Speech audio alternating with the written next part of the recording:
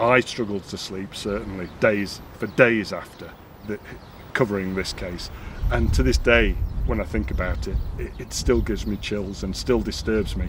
You can't unknow the horror of what happened here.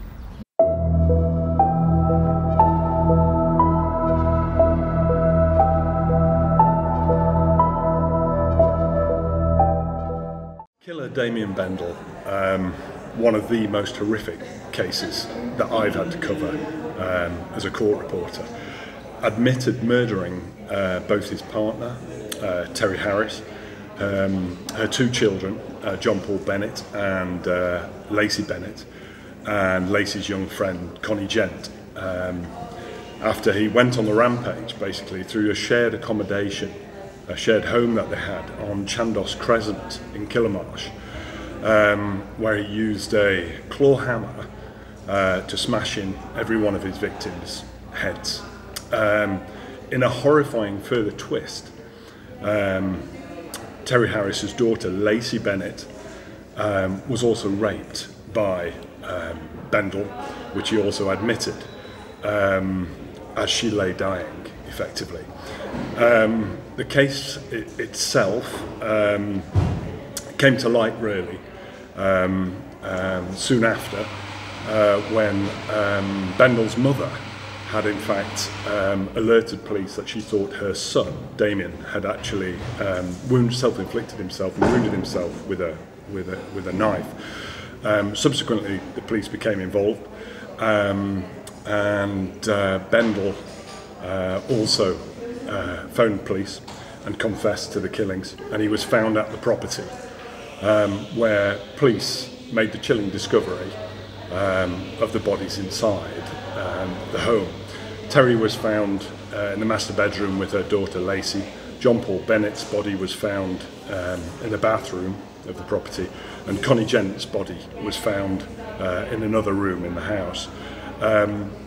One of the most chilling aspects of this case was his confession, Bendall's confession to police outside the property, and their discovery of the bodies.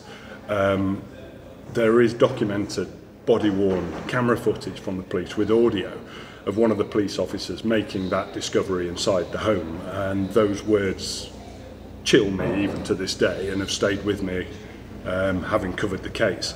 The police officer's reaction was massive head wounds. That was his statement, massive head wounds, they're gone, they're all gone. And that has resonated with me, and I think it did with everybody in that courtroom on that day.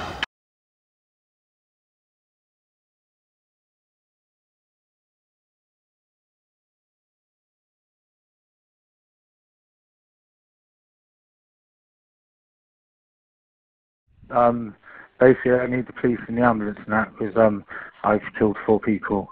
Okay, just hold the line. Bear with me. Yeah, I don't know what happened. Alright, come to me. Right, mate, have you got anything on you that you shouldn't have? No, there's no weapons or nothing. Right. Do you just want to undo your coat? Have you armed yourself? Yeah. You have? Have you stabbed yourself, mate? I can see blood on your hands. Yeah. Anywhere else? Just my chest, 4 inches in with a bread knife. Can we have a look? And one on the stomach. I bled quite. Right, do you want to? Yeah. No, just stay there. I just don't want to be in front of everyone. Alright, just go on the corner. Just walking wounded at the minute. Alright, stand here. Stay here. Right, So we're told, I know what's going to happen to you now, mate. Well, I know what's going to happen when we go to prison, obviously, again. Why, what have you done? Have you done something to anyone else? Yeah. What have you done? I've murdered 4 people. Phone records indicated that Bendall had committed his crime sometime after 9:40 p.m. on September the 18th, 2021.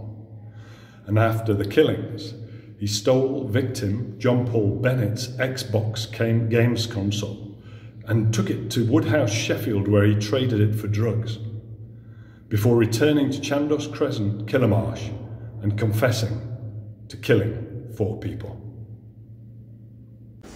The subsequent police investigation continued with interviews with Bendall, who made an horrific statement to them that he killed 4 people, and he'd also said that he bet they would never have conceived of dealing with a murder in Killamarsh where there were 4 victims. And he went on to make the horrific statement that that should in fact be 5, because it turned out that his partner was pregnant with her child, which would effectively, had that child been born, who knows what would have happened. And obviously some would say there were 5 killings because an unborn child lost its life as well. Subsequent to that, one of the other factors here was the aftermath of such a horror, and the families and friends of the victims clearly traumatised and will be for the rest of their days, and some of the statements that were given by them at the time really leave you again just begging belief for what actually happened. They all described themselves as feeling shattered, tattered into a million pieces. One described the events and the offences of that day as monumental brutality, and another described Bendall as truly evil. So tell us about the hearings in court, John, because you were there. So fill us in what happened and what was that like? On this particular day, the atmosphere at Derby Crown Court, where the sentencing hearing was held, was palpable. There were media from all over the country. There was also so many family members and friends of the deceased who attended. So the courtroom was absolutely packed. They had to allocate the jury box for the journalists. Extra desks were brought in for journalists to sit in court. As Bendall arrived in the dock, as we all waited to see him, as I recall, he was just blank, stony-faced, and impassive, almost accepting of the fate that awaited him. The sentencing hearing, because Bendall pleaded guilty effectively to the 4 murders and also pleaded guilty to the rape, and he was sentenced to a very rare form of sentencing, which is actual whole life, which Mr. Justice Nigel Sweeney brought down on Bendall, stressing, of course, that it would mean that he would spend the remainder of his days incarcerated for the crimes that he had committed. Prior to that, the prosecuting barrister Lewis Mabley outlined in graphic, horrific detail the crimes that Bendall had committed, leaving those in court, of whom there were many, shocked, and not least, it must have been such a trauma for the family members of the deceased to have to relive a direct account again in court of everything that had happened to their poor loved ones. Vanessa Marshall, the defence barrister, actually said that it's not uncommon for criminals or defendants in such cases to suffer dissociative amnesia, because she had claimed that Bendall had no recollection at the time of what he'd actually done, and she also said that he was now suffering unbearable pain and felt remorse for his actions, which sadly, I'm sure, offered very little solace or consolation for the poor relatives who will have to live their own personal life sentences for the loss of their loved ones in this horrific case. This is the first time I've actually been to Chandos Crescent in Killamarsh, having covered the sentencing hearing of Bendall's conviction and his incarceration, and without a doubt this is very emotional being here. When you deal with things with words only, to actually physically be at a place where such a horrific crime had actually taken place leaves you with a chill. When prosecuting barrister Lewis Mabley outlined the horrific details, that alone was very disturbing. But to put it into a real life context and to actually be here and be aware that this is the very place where a poor woman and her 2 children and their young friend was murdered, leaves you speechless.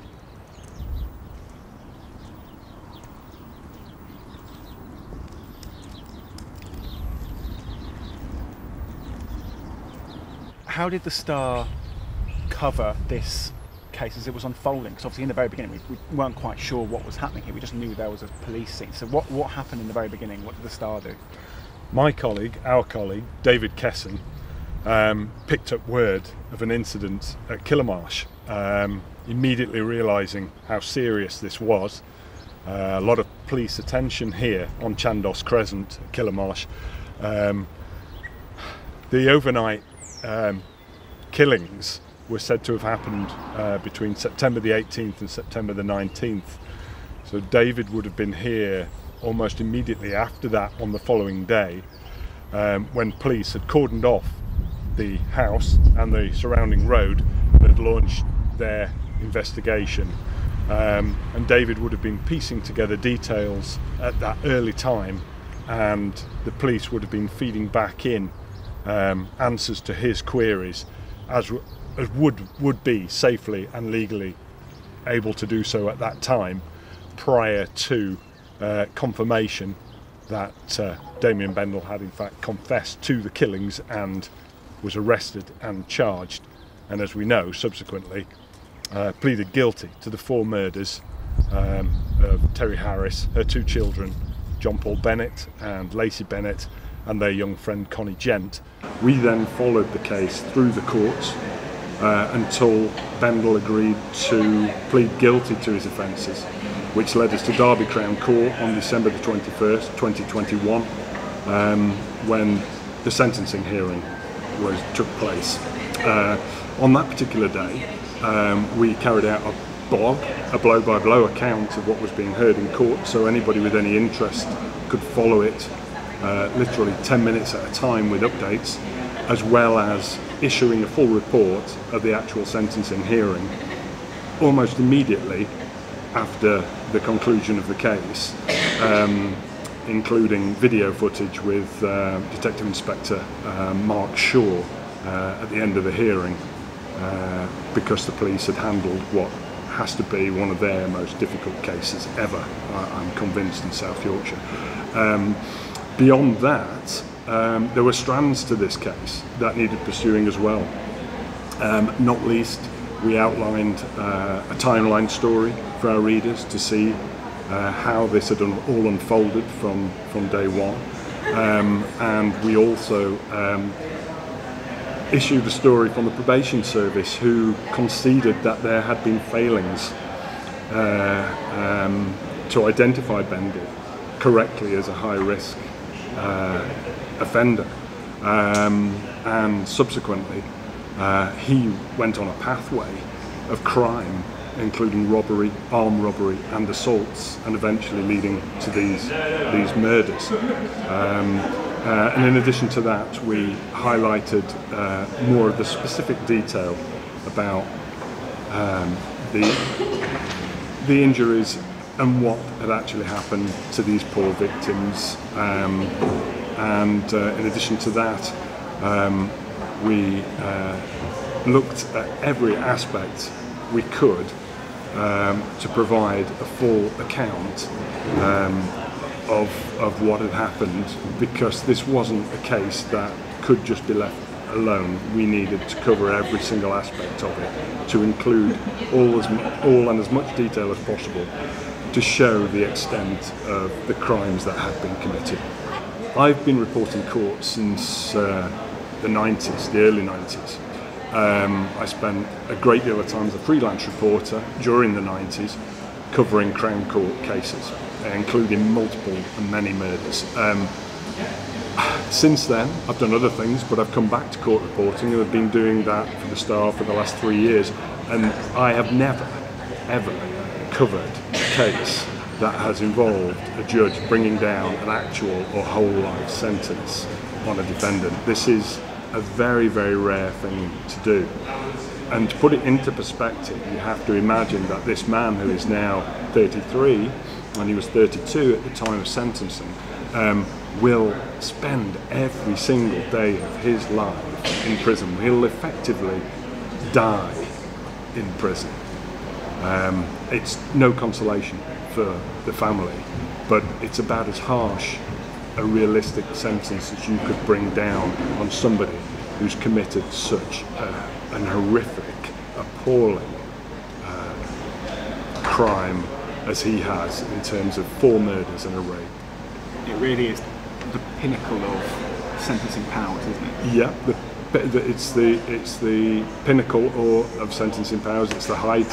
It's probably the harshest sentence since they did away with capital punishment and execution in this country. It's the harshest sentence you can bring down on an individual, indeed.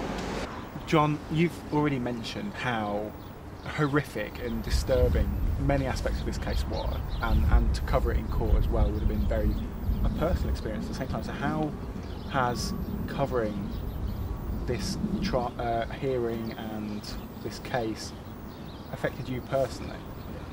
Well, when I was given the brief to actually cover this case in the first place, you know, you look at some of the details in an impartial way to be able to do the job. But the minute I arrived at Derby Crown Court, there was a sense, the atmosphere was palpable. The media were there en masse, the family were there, you could sense the distress, you could sense that they were all going to have to go through all this again.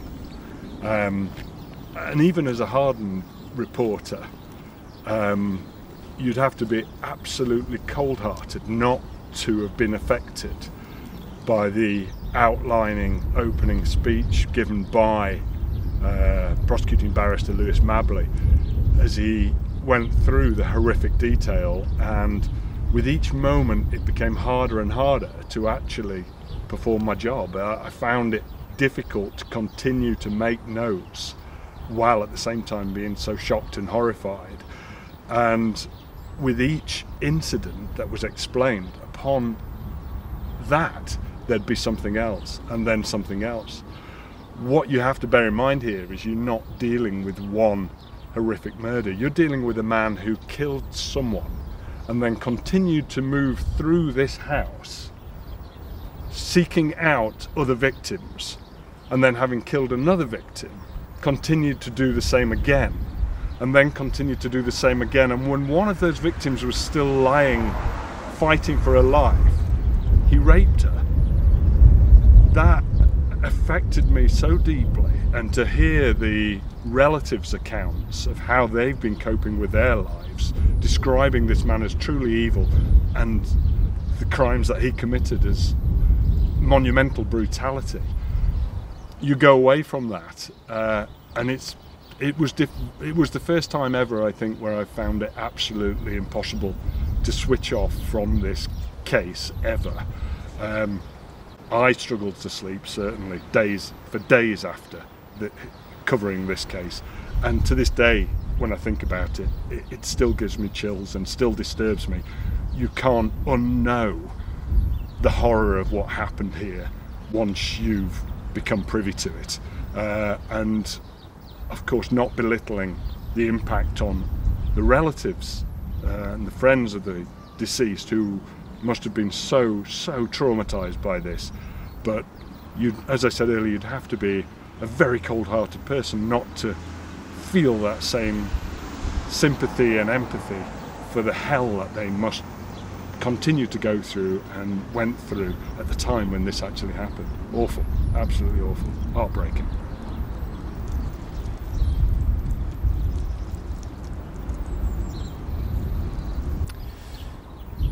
So this was one of the most horrifying cases, clearly in recent memory, for court reporters, for the residents here in Killamarsh and on Chandos Crescent.